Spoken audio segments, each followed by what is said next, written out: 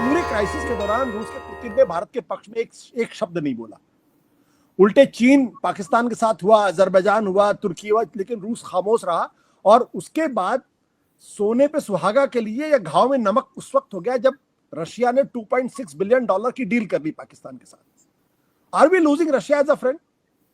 देखिए, सबसे पहले तो वो जो डील की जो बात है, वो डील की बात तो रूस ने उसका खंडन किया कि वो उसकी बातचीत जरूर हुई है लेकिन कोई डील नहीं हुआ। ये बात तो हमें माननी होगी। लेकिन जो महत्वपूर्ण बात ये है कि रूस से भारत को जिस तरह से पहले समर्थन मिलता था, हम बिल्कुल रूस पर निर्भर थे कि रूस हमारे फेवर में जरूरत पड़ेगी तो यूनाइटेड नेशंस में भी वीटो का इस्तेमाल हमारे पक्ष में कर देगा। अब उसकी संभावना बहुत कम हो गई है और उसकी वजह सीधे सीधे रूस के अपने सामरिक हित हैं। इस समय जो रूस की जो लड़ाई है वो यूक्रेन के साथ ही नहीं है, वो नेटो के साथ लड़ाई वो मानता है, क्योंकि पश्चिमी देशों का पूरा समर्थन उसको है। और ट्रंप कुछ भी कहें, अमेरिका काफी मदद यूक्रेन की कर रहा है। और अभी जो हमला हुआ है उसमें मुझे तो ऐसा लगता है कि कुछ ना कुछ मदद अमेरिका की उसमें रही होगी। जो वहां जो स्ट्रेटेजिक बॉम्बर्स का जो साइबेरिया में जो बहुत बड़ा हमला यूक्रेन ने जो किया, उसमें भी तो रूस को दरअसल चीन की जरूरत है। और चीन को अपने साथ लाने के लिए उसको वो सीधे सीधे इस समय भारत के पक्ष में उस तरह से नहीं बोल सकता जैसे पहले बोलता था, क्योंकि चीन का हित है इसमें कि वो भारत को धीरे धीरे कमजोर करे, चाहे वो पाकिस्तान की मदद करके करे या दूसरी जगह पर बयान देकर करे, या और जो ट्रेड वॉर के मामले में भी उस तरह से जो क्योंकि रूस पर जिस तरह की निर्भरता आज भी भारत की सामरिक दृष्टि से काफी है, और रूस इस मामले में इस बात का तो ध्यान रख रहा है कि वो पाकिस्तान को हथियार नहीं बेच रहा है। पाकिस्तान के साथ वो और छोटे मोटे एग्रीमेंट करता है, लेकिन हथियार अभी तक उसने नहीं बेचा है। उसके लिए उसको लगता है कि एक रेड लाइन है जो उसे क्रॉस नहीं करना चाहिए। लेकिन भारत की जो इस समय जो मजबूरी है वो ये है कि भारत का जो की जरूरत उसकी रूस के साथ है, लेकिन वो सीधे सीधे चीन को भी नाराज ओपनली नहीं कर सकता, और अमेरिका के साथ भी वो उस तरह से अमेरिका को नहीं ललकार सकता जैसे चीन ललकार रहा है। तो ये एक हमें समझना चाहिए, उसमें चीन दरअसल सबसे बड़ा उसमें पक्ष है। ट्रंप तो और ट्रंप अपने आप में एक अमेरिका में एक बड़ा वर्ग है जो ये चाहता है कि रूस को चीन के पाले से निकाला जाए और रूस को अपने साथ मिलाया जाए, क्योंकि असली जो दुश्मन है वो चीन है और हमें चीन से साथ मिलकर लड़ना चाहिए। लेकिन चीन जो है, जब तक ये यूक्रेन की लड़ाई रूस के साथ चलेगी, चीन की उसको जरूरत होगी। और इसी तरह से जिस तरह से गाजा में जो फिलिस्तीनियों की के साथ जो लड़ाई हो रही है इजराइल की, उसमें भी चीन का इसमें हित है, क्योंकि उसके लिए अमेरिका को जो पैसिफिक से अपने जो बेड़े हैं, उसके शिप्स हैं, उनको वहां पर हटाना पड़ रहा है। सेना को भी वहां से मध्य पूर्व में मिडिल ईस्ट में उसको लाना पड़ रहा है। तो इस तरह से चीन इससे खुश है। चीन इस बात से भी खुश है कि अगर रूस हमारे साथ, अगर रूस की अमेरिका के साथ या पश्चिमी देशों के साथ लड़ाई रहेगी तो रूस हमारे साथ रहेगा। और यही बात अब पाकिस्तान को लेकर, अगर पाकिस्तान और भारत के संबंध खराब रहेंगे तो चीन को उसमें फायदा है, क्योंकि चीन को उसमें मॉनिटरिंग करने के लिए, चीन को बड़ा ब्रदर, बिग ब्रदर वाला एटीट्यूड दिखाने के लिए वो रहेगा। तो ये एक हमें मुद्दा हमें समझना चाहिए। लेकिन जो आप बात उठा रहे थे नरेंद्र मोदी वाली, वो दरअसल मुझे ऐसा लगता है कि नरेंद्र मोदी का ये स्टाइल है, वो इस तरह से स्टेटमेंट नहीं देते हैं। और भी जो देश के बहुत सारे ऐसे मुद्दे हैं जो जिसके ऊपर विपक्ष अक्सर ये कहता है कि नरेंद्र मोदी बयान नहीं दे रहे हैं, प्रधानमंत्री मुंह नहीं खोल रहे हैं, तो तो इस मामले में भी इसी तरह से वो बोलते नहीं है। जब वो बोलते हैं तो फिर वो पब्लिक मीटिंग से बोलते हैं। तो इस बीच बहुत सारी पब्लिक मीटिंग्स में उन्होंने इस पर बोला है, जी जी लेकिन ये मुद्दा उन्होंने इस पर जानबूझकर, मुझे ऐसा लगता है जी कि बिल्कुल। वो मौन है। और वो मौन इसलिए है कि उनको लगता है कि अब अगर उन्होंने कुछ बोला और पब्लिकली अगर उन्होंने ट्रंप को डिफाई किया तो ट्रंप उससे नाराज होकर, ट्रंप तो किसी को बख्शते नहीं है। जब वो, जैसा कि मस्क को ही नहीं उन्होंने बख्शा, तो और किसको, नरेंद्र मोदी कौन होते हैं उस मामले में उनके सामने? तो नरेंद्र बिल्कुल मोदी उनके हिसाब से तो ठीक है, भारत एक महत्वपूर्ण देश है, लेकिन वो मतलब चीन जितना महत्वपूर्ण नहीं है, रूस जितना ठीक महत्वपूर्ण भी नहीं है। ठीक है। खान साहब, आप ये जो रूस वाला एंगल, उसको किस नजर से आप देखते हैं? देखिए, दो चीजें हैं सर। एक तो सिंपल सी चीज ये है कि इंडिया ने जो रशिया के साथ तेल खरीदा है, विच जो आपने अभी सुना होगा, लटनिक ने कहा this is the reason why India gets under our skin, मतलब वो और ब्रिक्स की बात की।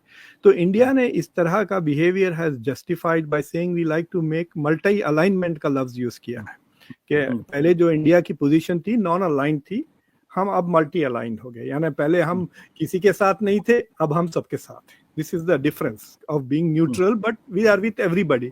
तो on that basis India America के साथ भी, रशिया के साथ। और फिर आपको याद है ये जो फ्रेज, जो स्ट्रेटेजिक ऑटोनॉमी की बार बार इस्तेमाल किया जाता है, अब सारी दुनिया ये लफ्ज इस्तेमाल कर रही है। अभी मैक्रोन जो गए थे सिंगापुर, वहां पे भी उन्होंने कहा we need to maintain strategic autonomy, Europe और एशिया को मिल जाना चाहिए, चाइना को और अमेरिका को छोड़कर। तो मुझे लगता है रशिया भी अपनी स्ट्रेटेजिक ऑटोनॉमी एक्सरसाइज कर रहा है and is doing multi alignment. मतलब वो कह रहा है कि India is anyway distancing itself from us, वो घुस रहा है। मतलब आप देखें, मैं नरेंद्र मोदी को जो डिस्क्राइब करता हूँ, वो एक लेबर यूनियन लीडर की तरह शख्स है जो सारा दिन कंट्री क्लब में गुजारता है।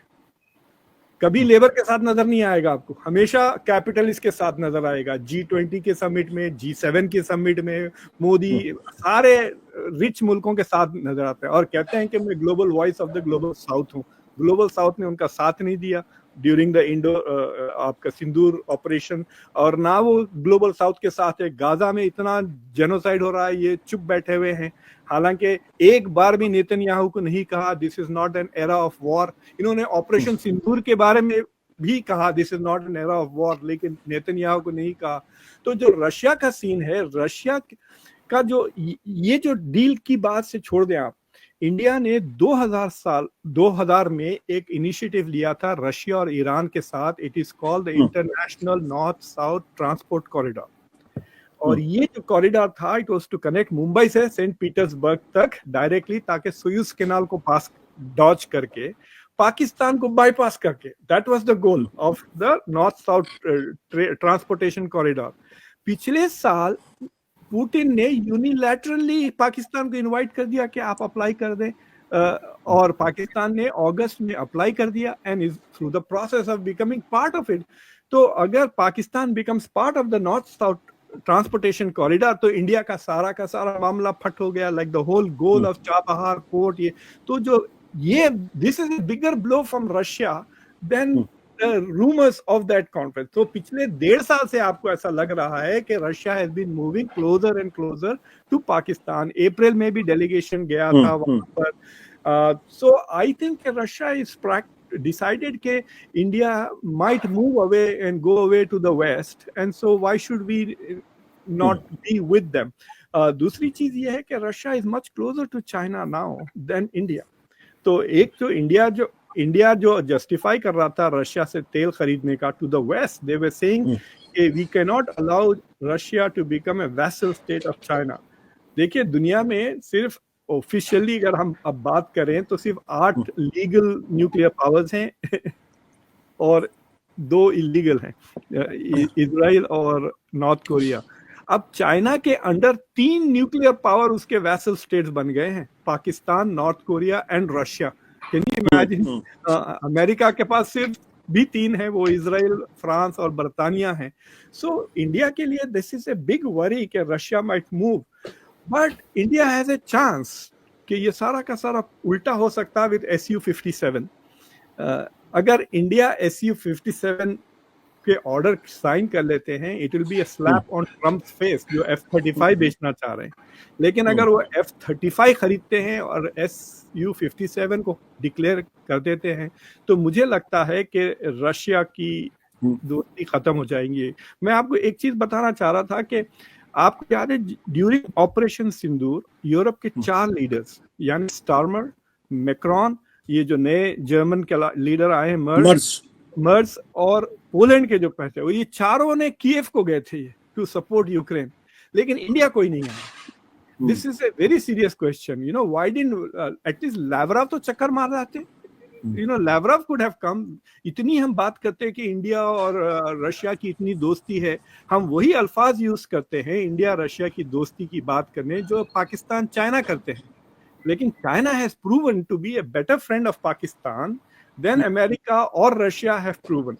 ये जो विजय सर के दोस्त हैं उनके खिलाफ मेरे 2 शिकायतें हैं। एक तो एक प्रेस कॉन्फ्रेंसेस नहीं होती, ट्रंप एक दिन में ज्यादा प्रेस कॉन्फ्रेंस करते हैं, ये 11 साल में उतने नहीं है।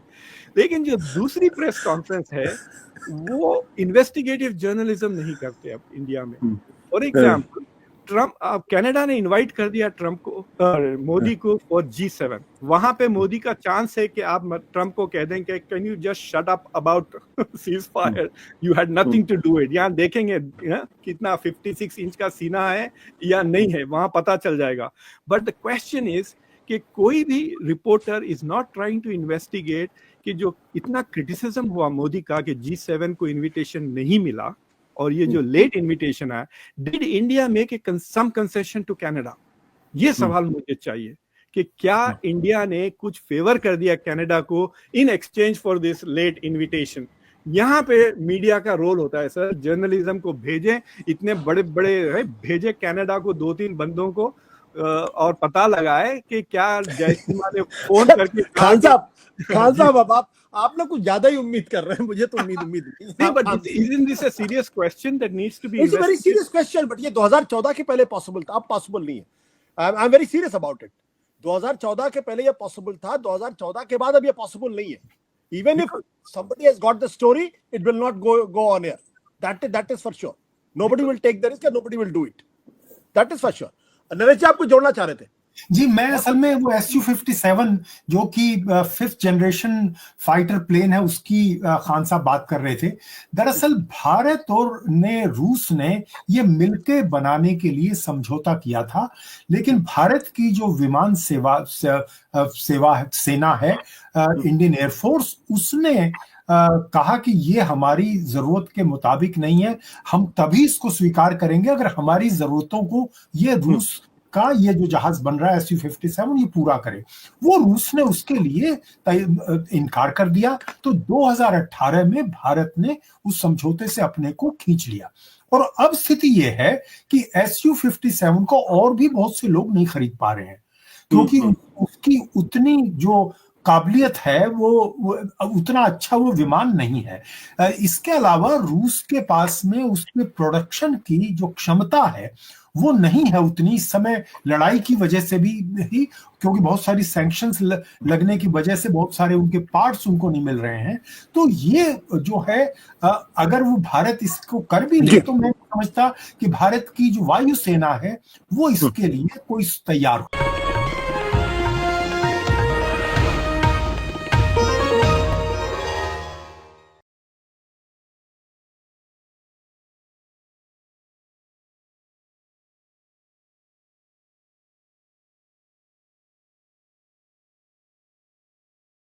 Copyright disclaimer under Section 107 of the Copyright Act 1976. Allowance is made for fair use for purposes such as criticism, comment, news reporting, scholarship, and research. Fair use is a use permitted by copyright statute that might otherwise be infringing.